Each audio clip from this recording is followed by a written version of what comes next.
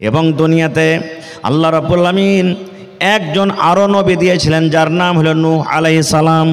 নূহ নবী হলেন আল্লাহর একজন নবী, যে 900 থেকে 1000 বছর পর্যন্ত দুনিয়াতে বেঁচেছেন। নূহ নবী জান্নাতের ভিতরে যাবে এবং নূহ নবীর সন্তান জাহান্নামের ভিতরে চলে যাবেন। মেলায় মানুষ কহে না, হবে মূলবীরকে বেটাতে এত খারাপ কেনে? কথাতে কথাতে বলে মূলবীরকে বেটারা ভুল করে দেয়। তো মূলবীরকে বেটাটা মানুষ লেজি ভাই, ও তো ভুল করতে পারে। মানুষরা বলে মূলবীরকে বেটা। নূহ নবী জান্নাতে যাবে, নূহ নবীর বেটা জাহান্নামে যাবে। এর প্রমাণ, নূহ নবীর কয়েকটা বেটা ছিলেন। আমি ঘটনার দিকে যাব না।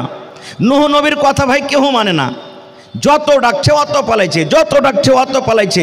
আর আল্লাহর কোরআন বলছেন লাইলা ওয়া নাহারা, দিন রাত তাবলীগ করেছেন, ওয়াজ করেছেন, কিন্তু ওর কথা কেউ মানে না। নূহ নবী ওয়াজ করে আসতেন, ওয়াজ করে যেমনই বাড়িতে চলে গেলেন, ওর স্ত্রী অন্য দিক থেকে এসে তখন মজলিসে এসে বলতে, এ ভাই, এ গ্রামের লোকেরা শুনো রে ভাই, আমি আর বাড়িতে খাচ্ছি পিনছি, আমি ওর স্ত্রী, আমার থেকে তোরা ভালো জানিস না ভাইরে, আর মাথাটা পাগলা হয়ে গেছে, খারাপ হয়ে গেছে, খবরদার তোরা নূহুর কথা কেউ মানিস না। যদি নিজের পুরুষের খেলাফে এরকম কেউ আওয়াজ করে, ওর কথাটা কেউ মানবে যে ভাই? জীবনে কেউ মানবে না। এই জন্য কেউ আসতো না দিনের পরে। একদিনকার ঘটনা, ওর কমেরা বলতে লাগলো, এই নূহ, তুমি যদি সত্য আল্লাহর নবী হও, লিয়ে শুধু তুমি কোন আযাব আমাদের করতে নিয়ে আসবে? তুমি খালি বলছো যে আমাকে না মানো তো আল্লাহর আযাব আসবে, আল্লাহর আযাব আসবে, আল্লাহর আযাব আসবে, লিয়ে এসো কোন আযাব তুমি লিয়ে আসবে? নূহ নবী আল্লাহর দরবারে দোয়া করলেন, হে রব্বুল আলামিন, আমার কম আমার কথা মানে না, আমার কথা শোনেন আল্লাহ, তোমার আযাবের ইন্তজার করছি। আল্লাহ এমন আযাব দাও তারা যেন ধ্বংস হয়ে যায়, বরবাদ হয়ে যায়, হালাক হয়ে যায়। আল্লাহ রাব্বুল আলামিন নূহ নবীকে বললেন, নূহ তুমি এখানটা নৌকা তৈরি করো, কাষ্টি লাউ তৈরি করো, আর যে কটা তোমাকে মানে, যে কটা ইমানদার, যে কটা তোমাকে মানে, তোমার প্রতি ঈমান এনেছে, ওই লোকগুলাকে তোমার এই নৌকাতে কাষ্টিতে তুমি সবার করে নাও। আর যেই তোমাকে মানে না, তারা তোমার নৌকাতে আসবে না, কাষ্টিতে তোমাকে সবার করতে হবে না। এইবারে বন্ধুরে নৌকা রেডি হয়ে গেল। নৌকা যখন তৈরি হয় তখন কিন্তু নূহ নবীকে তার কমেরা রাগায়, এই নূহ তুমি কোনটা নৌকা চালাইবে রে? তুমি কি তোমার গলিতে নৌকা চালাইবে? তুমি কি রাস্তাতে নৌকা চালাইবে? তুমি কি কানটাতে নৌকা চালাইবে? কি তুমি তোমার আইগনাতে চালাইবে? কেন পানি নাই, কোথা পানি নাই, কোন জায়গাতে তুমি নৌকা চালাইবে? বন্ধুরে আমার শর্ট কথা, নৌকা তৈরি হয়ে গেল। আল্লাহ রাব্বুল আমিনের যেটা ওয়াদা, যাও আসতে শুরু হয়ে গেল, পানি বাড়তে শুরু হয়ে গেল, পানি বাড়তে বাড়তে বাড়তে বাড়তে বাড়তে বাড়তে এত উঁচা হয়ে গেল পানি। এবার নূহ নবী বেটাকে বলছেন, একজন বেটা, সে কিন্তু নূহ নবীর কথা মানে না।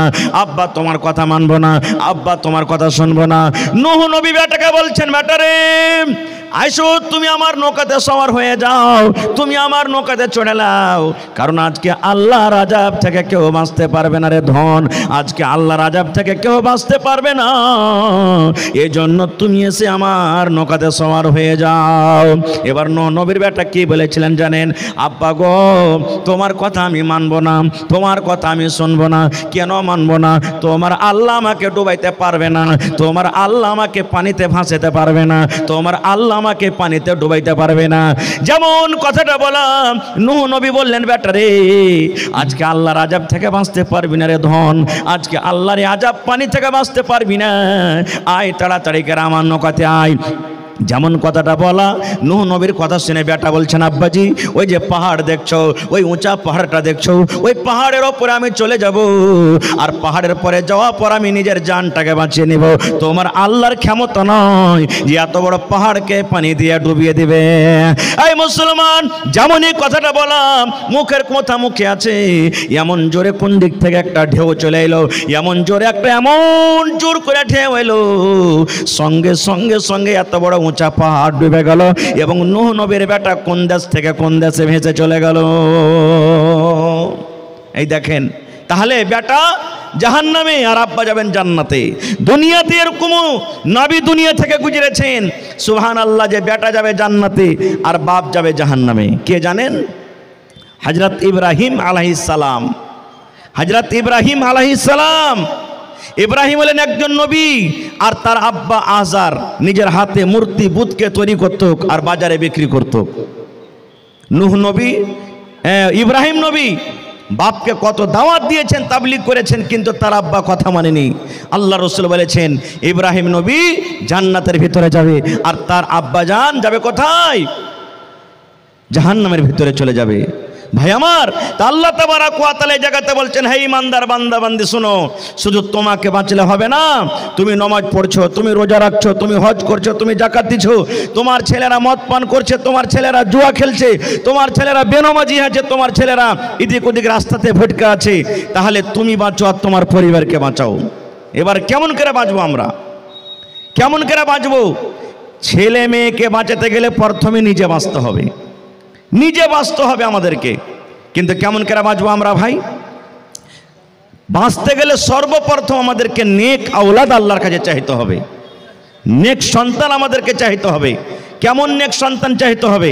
আজকে আপনার ছেলে হয় না, আমার ছেলে হয় না, 10 বছর 15 বছর বিয়ে হয়ে গেল, সন্তান হয় না, আল্লাহর কাছে দোয়া করছি, আল্লাহ জি একটা ছেলে গেলা দাও না আল্লাহ। রাত দিন নামাজ পড়ে আঁচল পেতে পেতে আমার মায়েরা দোয়া করবেন, আল্লাহ একটা ছেলে গেলা দাও না, আল্লাহ একটা ছেলে দাও। শুধু ছেলে চাহাছি, ছেলে চাহে শুধু যথেষ্ট নয়, ছেলে চাহাটাই খুব বড় নয়, ছেলে চাহার মতন চাইতে হবে। কেমন চাইতে হবে? যেমন হযরত ইব্রাহিম আলাইহিস সালাম 80-85 বছর বয়স, একটাও কিন্তু এখন পর্যন্ত সন্তান হয়নি, মাথার চুল পেকে গেছে, চোখ কিন্তু ঝাপসা পড়ে গেছে।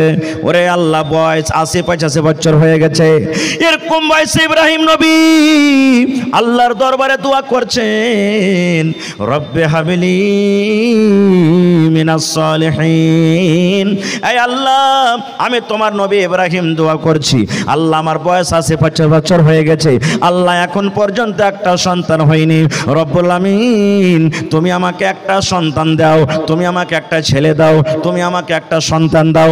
কেমন সন্তান দাও আল্লাহ? সে সন্তান যেন নেককার হয়, সে সন্তান যেন দিনদার হয়, সে সন্তান যেন মুত্তাকি হয়, সে সন্তান যেন পরহেজগার হয়, সেই যা সন্তান যেন সলে হয়, সেই সন্তান যেন আল্লাহ গায়ের সলে না হয়।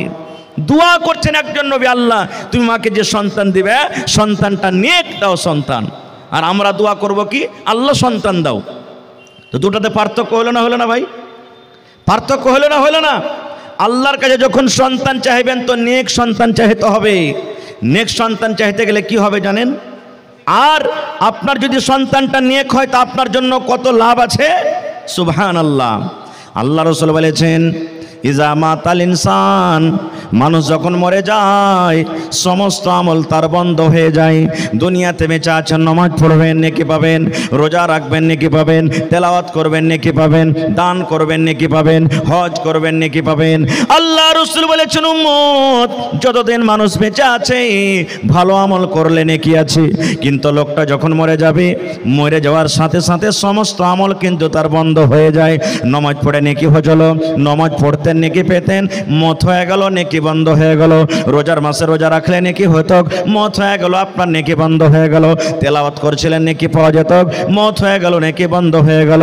কিন্তু নবী বলেছেন, উম্মত রে, তিনটা আমল এমন আছে উম্মত, তিনটা নেকি এমন আছে, 3 প্রকার আমল এমন আছে, তুমি কবরের ভিতরে চলে যাবে, তুমি মরে যাবে, তোমার মত হয়ে যাবে, কিন্তু উম্মত রে কিয়ামত পর্যন্ত তোমার কবরে নেকি জারি থাকবে, তোমার ওই নেকি আল্লাহ রাব্বুল আমিন বন্ধ করবেন না। অনলাইন তোমার কবরে নেকি ঢুকতে থাকবে, অনলাইন তোমার কবরের ভিতরে নেকি যেতে থাকবে। 3টা আমল এমন আছে মরার পরও কিন্তু আপনার ওই কবরে নেকি যেতে থাকবে, বন্ধ হবে না কোনোদিন। বলবেন জি 3টা আমল বন্ধ হবে না? না। কি আমলটা? 1 নম্বরে নবী বলেছেন সাদকায়ে জারিয়া। সাদকায়ে জারিয়া কাকে বলে? এই যে দেখেন এত সুন্দর সুন্দর মাদ্রাসা আপনারা করে রেখেছেন, এটা হলো সাদকায়ে জারিয়া। 1 টাকা দিয়েছেন, 1000 দিয়েছেন, 1 মোট চাল দিয়েছেন, আপনি একদিন কাম করে দিয়েছেন। আল্লাহুস সামাদ, এই মাদ্রাসা যতদিন কায়েম আছে কায়েম থাকবে। আপনি কবরে চলে যাবেন, মাদ্রাসাতে পড়ালেখা হবে, কোরআন পড়া হবে, দিনের পড়া হবে, দোয়া হবে। আপনার এই তৈরি করা মাদ্রাসাতে পড়ালেখা করবে ছেলেরা, ওরা যা নেকি পাবে আল্লাহ রাব্বুল আমিন আপনার কবরে কিন্তু নেকি জারি করে দেবেন। মসজিদ আপনি বানিয়ে চলে গেছেন, মসজিদে যতদিন লোক নামাজ পড়বে মসজিদ কায়েম থাকবে। আপনি কবরে চলে গেছেন, আল্লাহ রাব্বুল আমিন আপনার কবরে কিন্তু অনলাইন নেকি দিয়ে দিবেন। আপনি কোনো ইয়াতিম বাচ্চাকে, মাদ্রাসার কোনো গরিব ছেলেকে আপনি 10 টাকা দিয়ে দিয়েছেন, আপনি একটা জামা কিনে দিয়ে দিয়েছেন, আপনি একটা লুঙ্গি গালা কিনে দিয়ে দিয়েছেন। কোনো বাচ্চাকে চাপ্পাল নাই ময়া হয়েছে, আহারে এটা গরিবের বাচ্চা, আমি একটা চাপ্পাল গালা দিয়ে দিই। ওরে সুবহানাল্লাহ, কত গরিবের বাচ্চা আছে মাসে 300 টাকা 400 টাকা খোরাকে ফেস জোটে না। আপনি বাচ্চাটাকে ধরে বলছেন, বাবুরে তোমার 1 মাসের খোরাকের ফেস আমি 300 টাকা তোমাকে দিয়ে দিলাম, বাবুরে 1 সাইড তোমাকে পায়জামা আমি দিয়ে দিলাম। এই যে আপনার দেওয়া টাকাতে যদি কোনো বাচ্চা হাফেজে কোরআন হয়ে যায়, যদি কোনো বাচ্চা আলিম দিনদার, আলিম নেককার দিনদার যদি আলিম হয়ে যায়, ওরে সুবহানাল্লাহ, আপনি কবরে চলে যাবেন। আল্লাহ রাব্বুল আমিন ওই ছেলেটাকে যে আপনার দুয়াতে, আপনার মেহনতে, আপনার টাকাতে আল্লাহ কামিয়াব করলেন, ওই নেকিটা আল্লাহ রাব্বুল আমিন আপনার কবরে জারি করে দেবেন। তারপরে 2 নম্বরে রাসূল বলেছেন, ওরে সুবহানাল্লাহ, ওয়ালাদুন সালিহুন ইয়াদউ লাহু, নেক সন্তান, নেক আওলাদ দুনিয়াতে ছেড়ে গেছেন।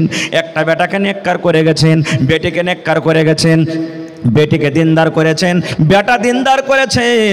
আপনি কবরে চলে যাবেন রে বন্ধু, ওই বেটা যখন আপনার জন্য দোয়া করবে, আয় রব্বুল আমিন, জানি না আমার আব্বা জান দুনিয়াতে কি গুনাহ করেছেন, কি আমল করেছে আল্লাহ জানি না, তুমি জানো আমি জানি না।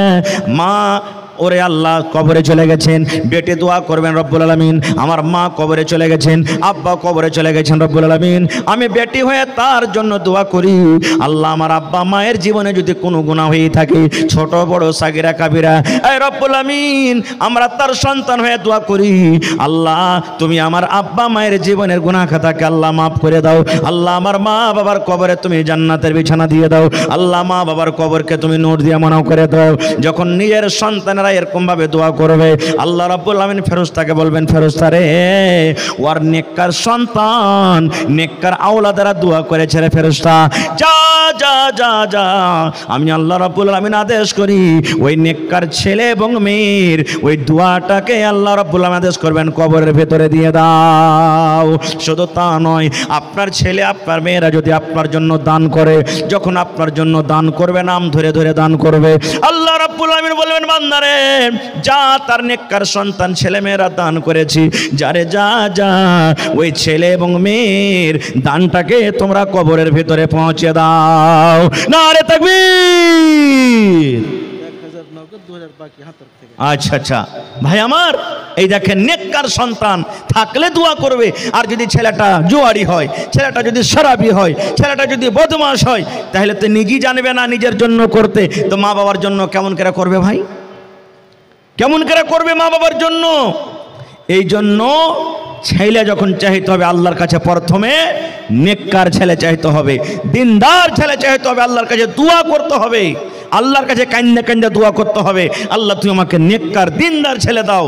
দুনিয়াতে আপনাকে ভালো খাওয়াইতে না পারুক, দুনিয়াতে আপনাকে ভালো পিন্ডাতে না পারুক, দুনিয়াতে গরিবী হালাতে কাটুক, কিন্তু মরার পর তো আপনার আখিরাতটা ভালো হবে, মরার পর তো আপনার আখিরাতটা ধন্য হবে।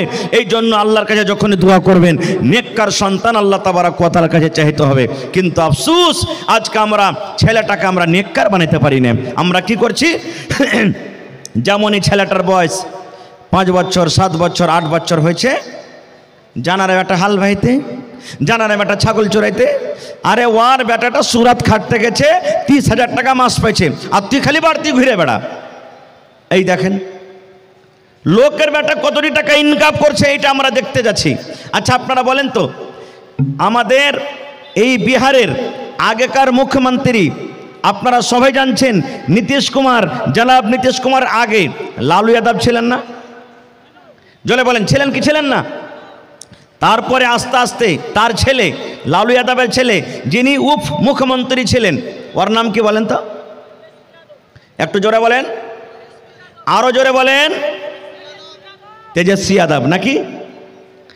লালু যাদবের বেটার নাম সবাই জানি, আমার আপনার বেটার নামও জানে? জানে জি ভাই, লোকের বেটার নাম আমরা জানি, কিন্তু আমার বেটার নাম জানে না কেউ। কেন জানে না জানেন? এই যে তালিম নেই আমাদের ভিতরে, লোককে আমরা আগে করছি, লোককে আমরা বড় করছি, কিন্তু নিজের বেটাগালাকে আমরা বড় করি না। নিজের বেটিগুলাকে আমরা আগে বাড়াই না, বেটিগুলাকে পড়াই না। বেটি ছেলে পড়ে লেখে কি করবে রে? ই তো লোকের বাড়িতে যায় ঘোঁটা চুলবে, ছাই তুলবে, এরকম করবে ওরকম করবে। কোনো ভাই যদি বানাতে পড়ে, কোনো ভাই যদি স্কুলে পড়ে, পড়িয়া লেখে কত যে নৌকরি লাগিয়ে দেবে। পড়িয়া লেখা নৌকরি করতে হবে এটা জরুরি নয়, কিন্তু ইলিমটা শিখা হলো কি ফরজ। ইলিম শিখতে হবে, ছেলেরাকে ইলিম দিতে হবে। কারণ আল্লাহ তাবারাক ওয়া তাআলা কোরআনে 114 সূরা দিয়েছেন। 114 সূরার মধ্যে যেটা আল্লাহ তাবারাক ওয়া তাআলা সর্বপ্রথম নবীকে দান করেছেন সেটা হলো কি ইকরা, পড়ো। কেন? মক্কাতে যখন নবী এসেছেন নবী হয়ে, তখন জেনা ব্যভিচার হইতো, চুরি হইতো, ডাকাতি হইতো, বেটি ছেলেকে জিন্দা জমিনে দফন করত। কোনো বেটি ছেলে যদি তার স্বামী মারা যেত, ওই বেটি ছেলেটাকে জিন্দা আগুনে জ্বালিয়ে দিত এবং মদ পান করত। এক খানদান আর এক খানদান যদি লড়াই চালু হইতো, যুগ যুগ যুগ যুগ ধরে লড়াই চলত। দুনিয়াতে এমন কোনো বুড়াই ছিল না যে বুড়াই মক্কাতে হইতো না। কিন্তু আল্লাহ তাআলা নবীকে কথা বলেন না, হে নবী প্রথমে জেনার গুনাহটা রুকো, হে নবী প্রথমে চুরি করা গুনাহটা রুকো, হে নবী প্রথমে তুমি মেয়েদেরকে দফন করছো গুনাহটা রুকো, হে নবী প্রথমে নামাজ পড়তে বলো, হে নবী প্রথমে রোজা করতে বলো। এগুলা আল্লাহ আদেশ করলেন না। কেন জানেন? প্রথমে বললেন ইকরা, পড়ো। কেন বললেন? মানুষ পড়বে, জানবে আল্লাহকে, আল্লাহ রসুলকে, তখন অটোমেটিক তার মধ্যে থেকে পাপ চলে যাবে, পাপ চলে যাবে।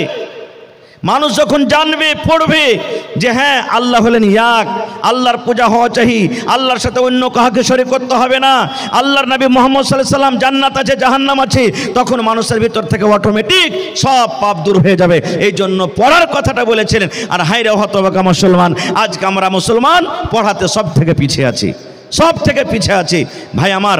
তাহলে ওয়াজ আপনাদেরকে শোনাবো ইনশাআল্লাহ, আল্লাহ যদি হায়াতে রাখেন। আমার পিছনে আরও যোগ্য যোগ্য আলিম আছেন, আমার ভাই মৌলানা হুমায়ুন কবির আছেন, আর ইন্টারন্যাশনাল খাতিব জার্জিস আলম সাহেব চতুর্বেদী হাফিজুল্লাহ উনিও আছেন। আর কিছুক্ষণ পর আপনারা নিজের হাতের এই যে ফসল দেখতে পাবেন, এই নিজের হাতের এই যে গাছ লাগালছেন না, গাছে ফল ধরে গেছে আপনাদের, আলহামদুলিল্লাহ। সেই ফল আজ খাইতে পাবেন আপনারা একবারে কিছুক্ষণের পরই। তো ভাইরা আমার, সেই মাদ্রাসাকে আরও বড় করতে হবে, হবে না? হবে না? আমি মোটামুটি আমার ছেলে তো আমাদের সাথে পড়ালেখা করলে, আর আপনাকে দুয়াতে আল্লাহর দয়াতে এই বছরে উনিও আজকে দাস্তারবান্দি হবে, লাঠি পাকড়ি পাবে আমার ছেলে মাদ্রাসাতে। কেন ভাইরে? আমি জানছি মাদ্রাসার হালাত, মাদ্রাসাতে পড়া ভালো হয়েছে, মাদ্রাসার কমিটি আলহামদুলিল্লাহ ইমানদার। আমার যত গ্রামের চকের নওজওয়ান ভাইয়েরা আছে তারাকে ধন্যবাদ জানাই যে মাদ্রাসার পরে যত যান জীবন দিচ্ছে, শায়দ কোনো জায়গার মানুষ এরকমভাবে কোনো জায়গাতে যান জীবন দিচ্ছে। এটা সামনের তারিফ নয়, কিন্তু তারিফ করা দরকার, কারণ তারিফ করতে গেলে হিম্মত হবে। আমি তাদেরকে দাঁত দিচ্ছি যে ভাই যেমন মেহনত আপনারা করেছেন এর থেকে বেশি বেশি আগে মেহনত করতে হবে। আজকে জানেন আমাকে ফোন করে বলছেন, কম করে 10 জন আমাকে ফোন করে বললেন, মৌলানা আপনার বেটা যেখানে পড়েছে একটু আমার বেটার লাইনটা লাগিয়ে দিন, ওখানে একটু অ্যাডমিশনটা করিয়ে দিন, ও বলছেন একটু অ্যাডমিশন করিয়ে দিন। কিন্তু ভাই কি বলবো, কমিটির মানুষকে জায়গা নেই, জায়গা নেই এখানে যে বাচ্চা মানুষকে রাখবি। এই জন্য মাদ্রাসার সেক্রেটারি সাহেব আমাকে বললেন, মৌলানা মানুষ তো আলহামদুলিল্লাহ জান জীবন দিয়ে মানুষেরা মেহনত করছে, দান করছে, মাদ্রাসার প্রতি মহব্বত ভালোবাসা দেখিয়েছে। সামনে বছর আমাদের এরাদা আছে যে আমরা হোস্টেল সিস্টেম করে দেব। যেমন আমাদের ছেলেরা বাড়িতে বাড়িতে এক টাইম 2 টাইম খানা খাইতে যেছে, ওই ছেলেটা যদি জাগের না হয়ে যতদূর হইলো না হয়ে যদি মাদ্রাসাতে ওর খানার ব্যবস্থা করে দেয়, 3 টাইম যদি ছেলেরা মাদ্রাসাতে খায়, তাহলে ওর আসা যাওয়ার যে আধ ঘন্টা 1 ঘন্টা দিনের বেলাতে 2 ঘন্টা টাইম শেষ হয়েছে, ওই টাইমটা কিন্তু বেঁচে গেল, ওই টাইমটা বেঁচে গেল ভাইরে। তাহলে আজকে আমি এই 22টা ছেলে যে হাফিজে কোরআন হবে তাদেরকে সামনে রেখে আল্লাহ তাবারাক ওয়া তাআলার পাক পবিত্র কিতাব কোরআন তারা নিজের সিনেতে রেখেছে, তাদের অন্তরে রেখেছে। এটা কোনো ছোট মোটো কথা নয় ভাই আমার। সেই কোরআনের প্রতি মহব্বত ভালোবাসা দেখে আজকে আমি আপনাদের সামনে 50টা লোককে দেখব, 1000 2000 5000। কোরআনের দাম আল্লাহ ছাড়া কেউ দিতে পারবে না ভাই। কোরআনের একটা জেরের দাম দিতে পারবে না, কোরআনের একটা জাবারের দাম দিতে পারবে না। আজকে যে আপনাদের মাদ্রাসাতে 10,000 12,000 15,000 হাফিজ রেখেছেন, সুবহানাল্লাহ, 24 ঘন্টা তাদেরকে বেতন আমরা দিতে পারি না জীবনে। কারণ মজুরি আল্লাহ দিবে, আল্লাহ ছাড়া কোরআনের মজুরি আমরা দিতে পারবো না। খুব তবে কোরআনের মান সম্মান রেখে দেখি আমি 50টা লোককে দেখবো 1 পারা করে কোরআনের দাম। কোন আল্লাহর বান্দা আছেন? আমি মৌলানা একটা হাফিজ ফারিক হবে, মোটামুটি একটা হাফিজের পিছনে আমার কমিটির লোক মোটামুটি 2000 টাকা খরচ করেছেন ওর সেটে, নাকি পায়জামা পাঞ্জাবির সেট দিয়েছেন মাদ্রাসার তরফ থেকে মোটামুটি 2000 টাকা। 22টা লোক কেউ এমন আছেন যে মৌলানা আমি একটা হাফিজের সেট দিয়ে দেবো, মৌলানা আমি 2000 টাকা একটা হাফিজের সেট দিয়ে দেবো, মৌলানা আমি একটা হাফিজের সেট 2000 টাকা দিয়ে দেবো। এরকম করে করে 22টা লোক কেউ আছেন দেখি আল্লাহর বান্দা আছেন? এবং 30টা লোককে দেখবো 1000 করে এক পারা করে কোরআনের দাম দিবেন, এবং 10,000 টাকা দেখবো একটা লোক দিতে পারবেন। এবং দেখি কোন আল্লাহর বান্দা আছেন এই মাদ্রাসার জন্য 1 কাঠা 1 ডিসমিল জমিন দান করতে পারবেন। মৌলানা যা টাকা হবে আমি এই 1 ডিসমিল 1 কাঠা আমি জমিন মাদ্রাসার জন্য দান করে দিলাম, আর ওই টাকাটা আল্লাহুস সামাদ আমি মাদ্রাসাতে বিক্রি করে লাগিয়ে দেবো। এই দেখেন আমার একজন ভাই একটা হাফিজে কোরআনের দাম দিয়ে দিয়েছেন, নারে তাকবীর, মাশাআল্লাহ।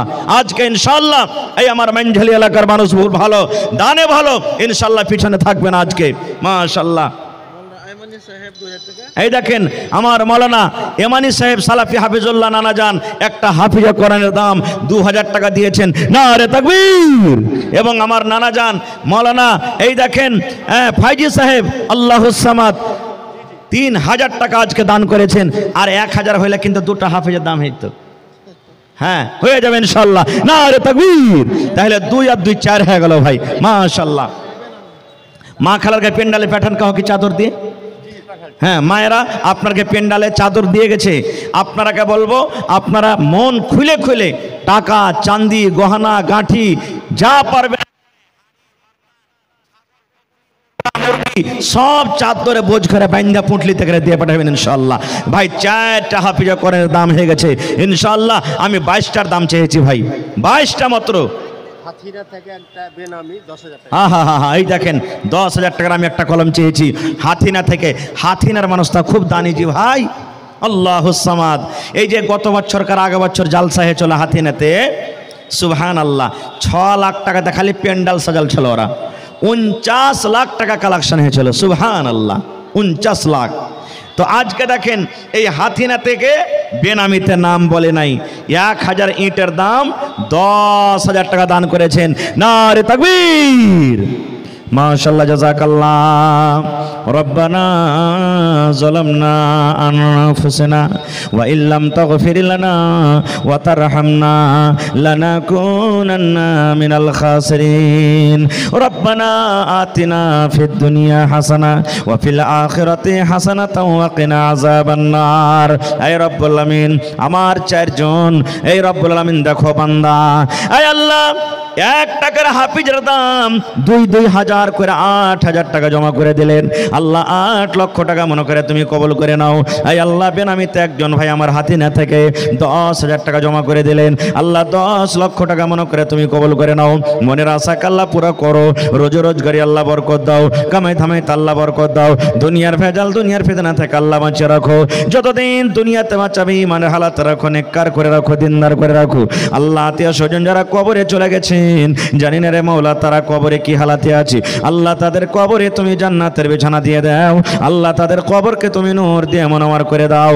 আল্লাহ যারা মুসিবতে আছে তুমি শিফায়ে কামিলা আজলা তা করো, আল্লাহ যারা বিজনেস করে তুমি উন্নতি দান করো। রব্বানা তাকাব্বাল মিন্না ইন্নাকা আনতাস সামিউল আলিম, আমিন সুম্মা আমিন। ভাই আমার 10:30 পর্যন্ত আমার টাইম আছে, 25 মিনিট আপনাদেরকে হাতে আমি আছি সময়তে। এই 25 মিনিটের মধ্যে আল্লাহর ওয়াস্তে আপনারা যতটি লোক সামনে আছেন একটু মেহেরবানি করে উঠা আইসেন, আর 1 পারা করে কোরআনের দাম, কেউ 2 পারার দাম, কেউ 3 পারার দাম, কেউ 5 পারার দাম, এবং 22টা হাফিজে কোরআনের বদলাতে 2000 করে একটা ড্রেসের দাম, সেটের দাম চেয়েছি। 4টা পাওয়া গেছে ভাই, আর 18টা এখনো বাকি আছে, ইনশাআল্লাহ হয়ে যাবে। আর কেউ যদি 1 পারা না পারবেন 8 পারার দাম দেবেন, কেউ 2 পারার দাম দেবেন, কেউ 1.5 পারার দাম দিবেন, কেউ 1 বড়া সিমেন্টের দাম দিয়ে দিবেন, না পারবেন 100 টাকা দিবেন, কিন্তু দিয়ে সবাই যাবেন অবশ্যই আল্লাহর রাস্তায়, কেউ ঘুরে যাবেন না ভাই। কারণ বন্দে বন্দে তালাব ভরে আপনাদের এই টাকাতে মাদ্রাসা চলে, আপনাদের এই মিহিনতে মাদ্রাসা চলে, আপনাদের নেক মাশরাতে মাদ্রাসা চলে। আর আজকে আল্লাহুস সামাদ এই মাদ্রাসাতে যতটি হাফিজে কোরআন হয়েছে শায়াদ কোনো মাদ্রাসাতে হয়েছে, কোনো মাদ্রাসাতে 2টা 3টে 4টে 5টা 10টা খুবই কম, কিন্তু আজকে 22টা হাফিজে কোরআন, আল্লাহুস সামাদ, এটা মামুলি কথা নেই যে ভাই। তো আজকে দেখেন আমি 22টা হাফিজে কোরআনের জন্য 2 টাকার হাজার চেয়েছি ভাই, 4 কলম পুরা হয়ে গেছে আর 18টা কলম বেচা আছে। দেখি কোন আল্লাহর বান্দা আছেন যে মৌলানা আমি একটা সেটের দাম আমি 2000 টাকা দিয়ে দিলাম, এবং 30 পারা কোরআনের দাম চেয়েছি